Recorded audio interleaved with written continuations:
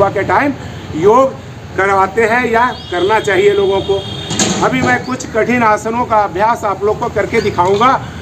तो आप लोग अगर कर सकने में सक्षम है तो ठीक है, और अगर नए लड़के हैं, यंग है, अपने शरीर को सुडौल बनाना चाहते हैं, तो इस तरह का और शारीरिक और मानसिक संतुलन को बनाना चाहते हैं तो वो लोग संतुलन वाले आसन कर सकते हैं। जैसे मयूर आसन डायबिटीज़ के लिए भी बहुत अच्छा होता है, और अपने पाचन तंत्र को मजबूत करने के लिए मयूर आसन का अभ्यास सही तरीके से कैसे करें उसकी तरीका मैं बता रहा हूँ। कोई दिक्कत नहीं है ऐसे कोई दिक्कत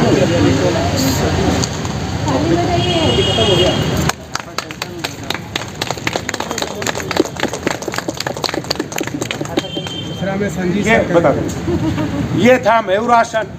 अभी वक्रासन भी कठिन आसनों में आता है, क्योंकि हर लोग नहीं कर पाते हैं, इसमें संतुलन की बहुत ज़्यादा जरूरत पड़ती है। तो कागासन या इसे कागासन या वक्रासन के नाम से जाना जाता है इस आसन को।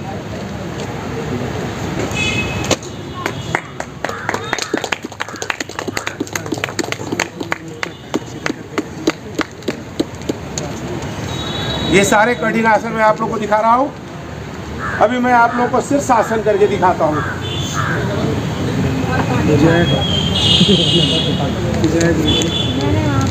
जल्दी से थोड़ा पकड़िए।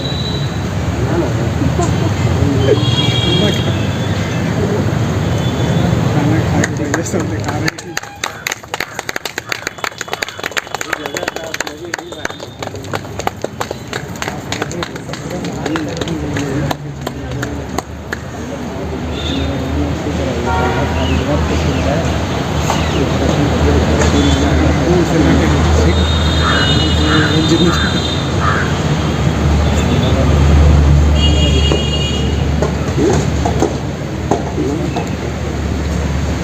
तो ये था आपका शीर्षासन।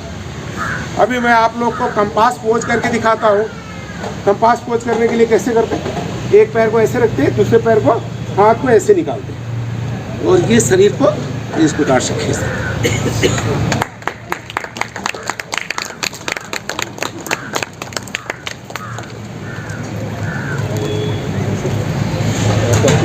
अभी बस वही टॉपिक ही चल रहा है इसमें। अभी उत्थित दंड आसन करके दिखाता हूँ, जो देखने में तो बहुत साधारण लगती है, लेकिन करने वालों को बहुत कठिन लगती है। दोनों पैर को ऐसे मिलाते हैं, दोनों हाथ को इस प्रकार से दंडासन में बैठ जाते हैं और अपने शरीर को इस प्रकार से उठाते हैं।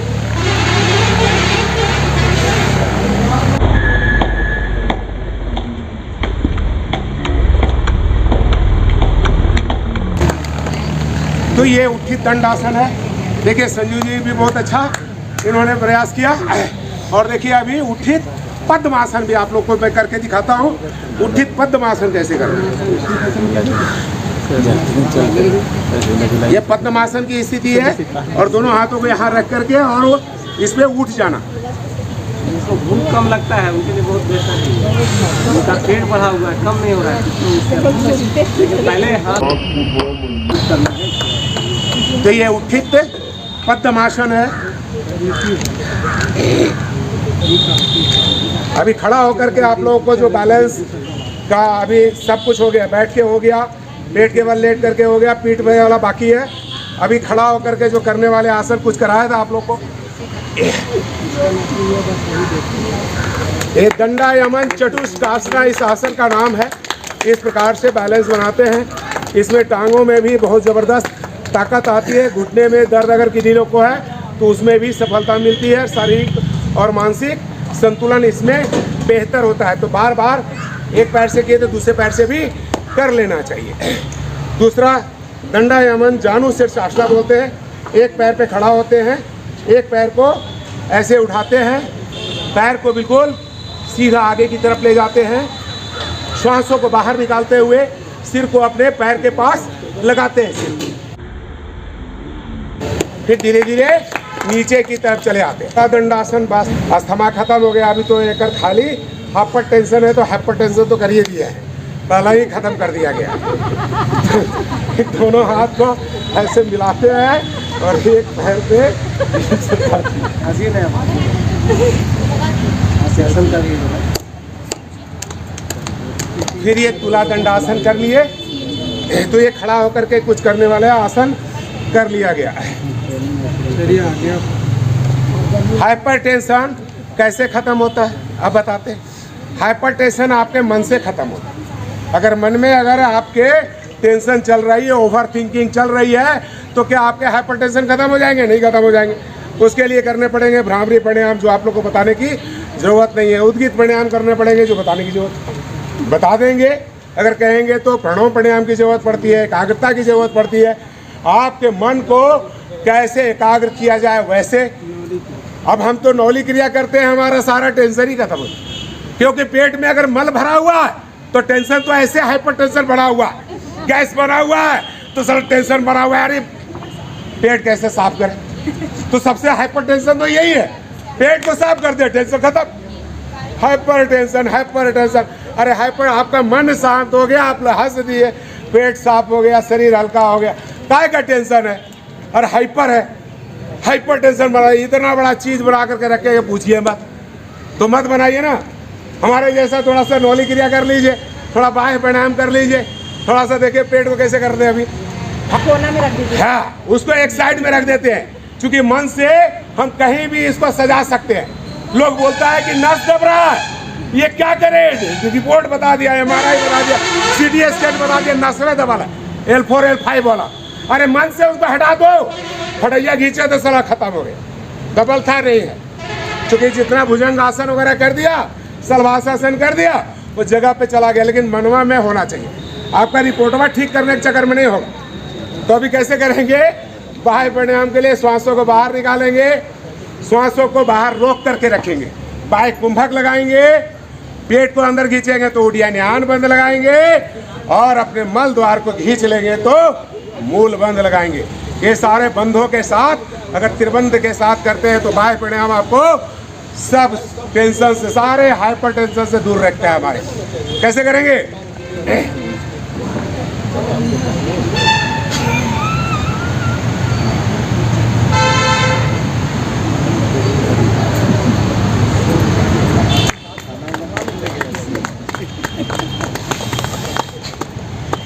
ये था बाह्य प्राणायाम। अब अग्निसार कैसे करेंगे? लैट्रिन नहीं उतर रहा है, लैट्रिन अभी बहुत टेंशन बन रहा है, हाइपर बन रहा है। मतलब हाइपर टेंशन किसको बोलते हैं? बहुत ज़्यादा बन रहा है टेंशन माथा पे।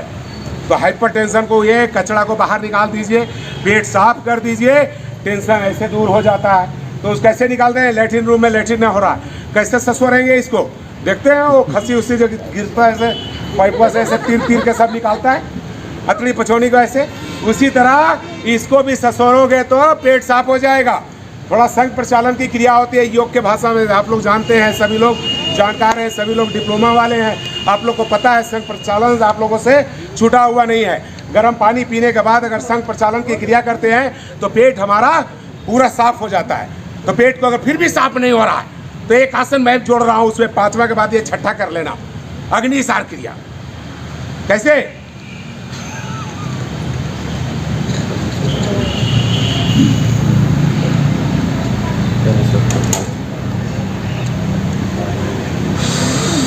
फिर लंबा सांस लेना, फिर ना हो, फिर गर्म पानी पीना, फिर उसको उतारना नीचे की तरफ। तो पेट आपका क्लियर हो जाएगा, टेंशन से भी छुटकारा मिलेगा।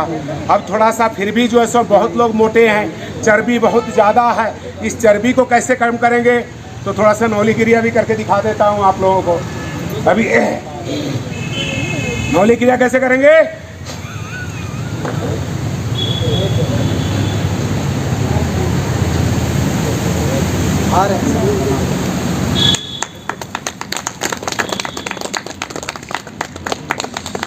तो ये नौली क्रिया भी कर लेने का। तो बहुत सारे आसन आप लोगों को आज कराया गया, कल के लिए थोड़ा छोड़ भी देते हैं, क्योंकि धीरे धीरे। और कोई भी टॉपिक है क्या? उच्च रक्तचाप के लिए आप लोगों को कुछ प्राणायाम के बारे में बताते हैं जो आप लोगों को बहुत ज़्यादा कारगर है। तो जो लोग जानते हैं, जानना बड़ी चीज़ नहीं, आप लोग पढ़ते हैं, जानते हैं, बहुत जानकार है, अच्छे अच्छे यूनिवर्सिटी से आप लोग डिप्लोमा लेके आए, लेकिन अगर साधना नहीं करते तो बेकार है। अभ्यास करना बहुत ज़रूरी है। जब यह अभ्यास आप करना शुरू कर देंगे तो अभी हमारा हाइपरटेंशन कैसे ख़त्म हो सकता है?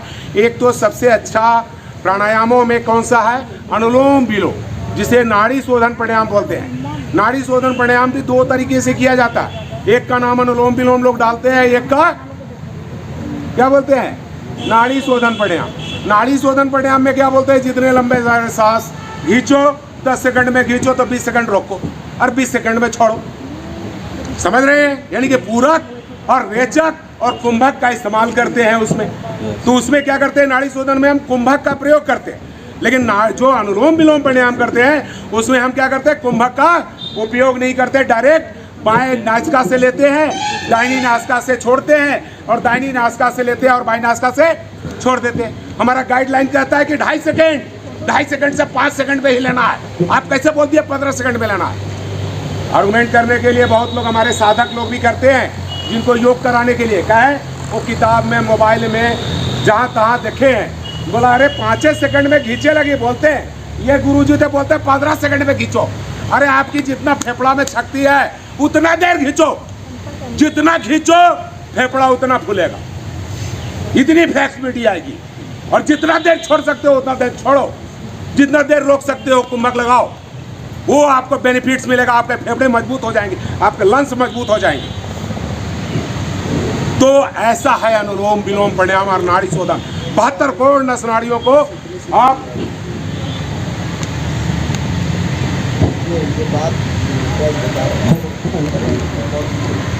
कोरोना काल में कोई भी डॉक्टर हाथ से नहीं पूछता, खाली पूरे से कहता था कि पहले सांस से रुका।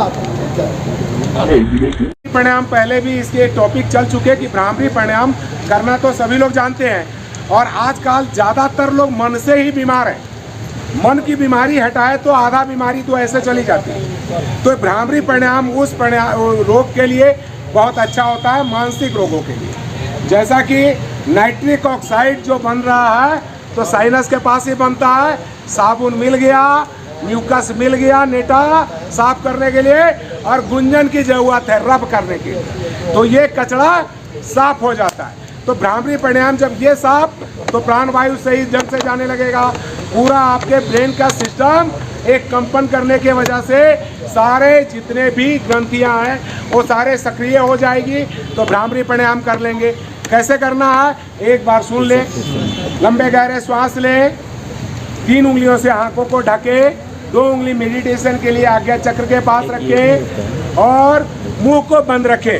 मुंह बंद रखने से हमारा नासिका के पास से एक भंवरे के जैसा गुंजन होगा और पूरे कचरे बाहर।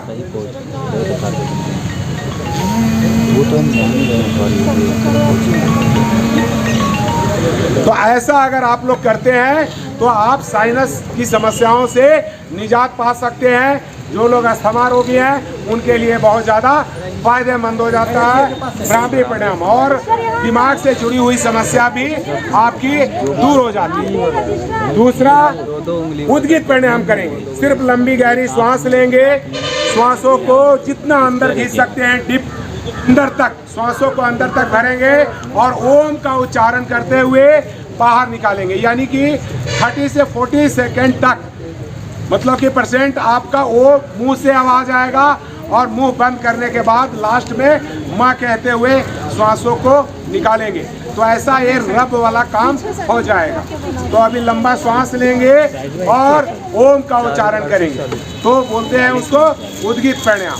और फिर इसके बाद एकाग्रता मेडिटेशन करते हैं, जिसे प्रणव प्राणायाम कहा जाता है।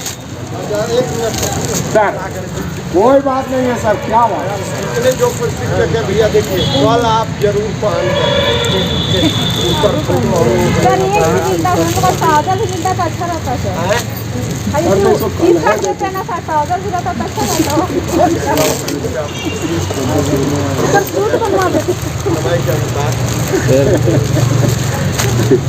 साइड में सब एक के है। 40 दीजिएगा, 40 हमको भी दीजिएगा। नहीं बनेगा 38 पूरा छोटा हो जाता है। योग प्रशिक्षक किन्हीं का हस्ताक्षर छूटा हुआ है क्या? हो गया सर समाप्त करवा देते हैं, फिर जो बात करने तक कर लेंगे। 40 से 40 समाप्त करवाते हैं सर। तो इस तरह से जो अगर आप करते हैं तो सारा आपके सारी समस्याओं से दूर निजात पाएगा, टेंशन से भी आप वंचित रह पाएंगे। तो अभी हम लोग गले को थोड़ा सा एक बार खोल लेंगे। तो गले को खोलने के लिए जो लोग हकलाते हैं, तुतलाते हैं, बढ़िया से बोल नहीं पाते हैं, कस के आवाज़ आ नहीं पाते हैं, तो उसके लिए टॉन्सिल है, टॉन्सिलाइटिस है, तो वो सारी समस्या को दूर करने के लिए सिंहासन करते हैं। तो सिंहासन तो हम यहाँ विधिवत करेंगे, लेकिन आप लोग जीभ निकालना मत छोड़िएगा। जीभ निकाल के जरा सा गर्जना गले से कर दीजिएगा, ताकि ये गले से आपकी सिद्धि चक्र जागृत हो जाए। तो इसको जागृत कर लेंगे बढ़िया तरीके से। इसका नाम है सिंहासन। तो सिंहासन का अभ्यास सभी लोग करेंगे, और खास करके थायराइड वाले तो जरूर कर लेंगे। तो अभी करेंगे, और ध्यान एक जगह केंद्रित करेंगे, प्लास्टिक के जैसा, यानी कि पलक झपकना नहीं चाहिए। जिनका पलक बहुत कम झपकता हो उनकी मेडिटेशन बहुत अच्छी होती है।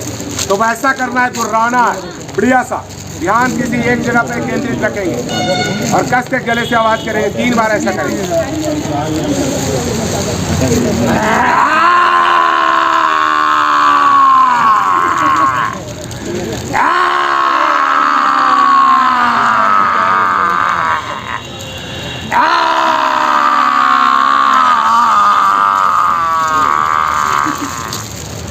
वज्रासन में बैठने हैं और गले को ऊपर से नीचे की तरफ, आपकी जो थायराइड ग्रंथि और पैराथायराइड ग्रंथि है उसको नीचे की तरफ ससार लेंगे और हंसेंगे। कैसा? मुंह बंद करके। किसी का मुंह नहीं खुलना चाहिए और हंसना भी चाहिए, यानी कि पूरी ऑक्सीजन कार्बन डाइऑक्साइड बाहर निकलनी चाहिए। अब मन ही मन जरूर हंस लीजिएगा। हंसी ना आए तो मेरे को देख के हंस लीजिए। कैसे हंसना है सो देखिए। जो लोग बैठे हुए हैं वो दोनों हाथ को ऐसे एड़ी के पास लगा लें और आगे की तरफ झुकेंगे मंडूक आसन के जैसा। कैसे हंसेंगे?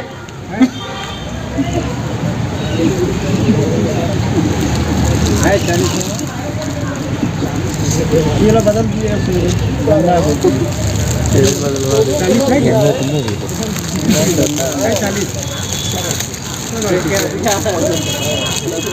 वो होना चाहिए। अभी तो मुंह बंद था, मुंह खोल लेना है, लेकिन दांत को बंद रखना। दांत को नहीं खोलना, दांत किसी का नहीं खुलना चाहिए। तो दांत को कैसे बंद करेंगे? ऐसे चिवा करके, और हंसना है कस करके। कैसे?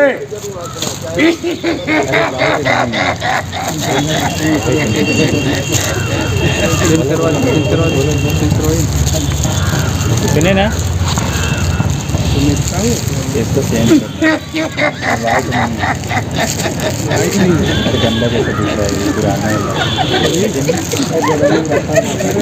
बुलाई नहीं बुलाई। अब मुंह खोलने की आजादी है, मुंह खोल के हंस लीजिए।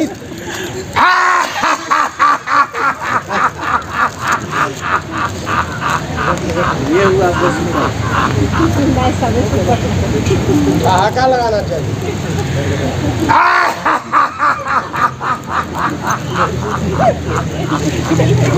और ये करना चाहिए। इसको चेंज कर दीजिए ना। अभी हम लोग सर में बांध के कर लें, इसके चेंज कर दीजिए ना। बाद समापन करेंगे। आप लोग को शरीर को चलाने के लिए जब सर ने बोला ना कि 60 साल होने जा रहा है, सर का भी शरीर बढ़िया है, तो अभी 4 साल हमारा कम है, 3 साढ़े 3 साल कम है 60 हो रहे थे। सीनियर सिटीजन मैं भी हो जाऊँ, ठीक है ना।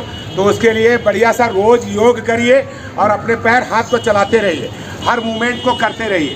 तो ऐसा करेंगे इस प्रकार से। अभी ऐसा करेंगे तो सबसे पहले क्या करेंगे? थोड़ा सा ऐसे, थोड़ा सा हिल डुल लेंगे ऐसे, और जब हिलने डुलने लगिएगा तो साइड में ले भी जाने लगिएगा। पूरा खींच लीजिएगा जितना आप खींच सकते हैं, पैर हाथ सब। फिर वापस दूसरे साइड से भी खींच लीजिए। इसके बाद जब खींचने लगेगा तो आगे भी खींच दीजिए।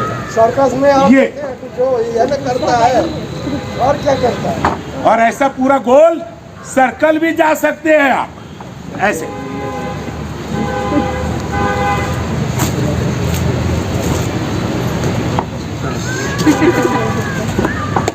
गिरिएगा ना।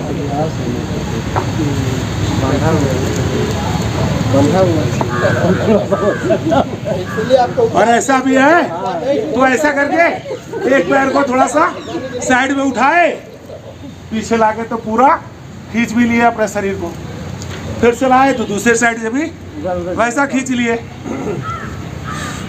तो अपने शरीर को जरूर चलाइए, हर अंग को मोड़ दीजिए जितना आप मोड़ सकते हैं। बस अगर आप लोगों को कुछ सीखे हो तो बहुत बहुत आपको उसका लाभ लीजिए। उस आयुष का अगर 1 रुपया भी अगर खाते हैं, उसके जिंदगी से जीते हैं, उसके वेतन से आप उसका वेतन का लाभ लेते हैं, उस आयुष का आप काम करें, उस क्षेत्र में काम करें, उस सेंटर पर काम करें, लेकिन करें 10 दिन 30 दिन में, महीना में मात्र 10 दिन आपको जरूरत पड़ रहा है, और वो भी मात्र 1-1 घंटा। कोई बहुत बड़ा चीज नहीं है, आप अपने गांव में भी करें, ठीक है। माइंड फ्रेश हो गया।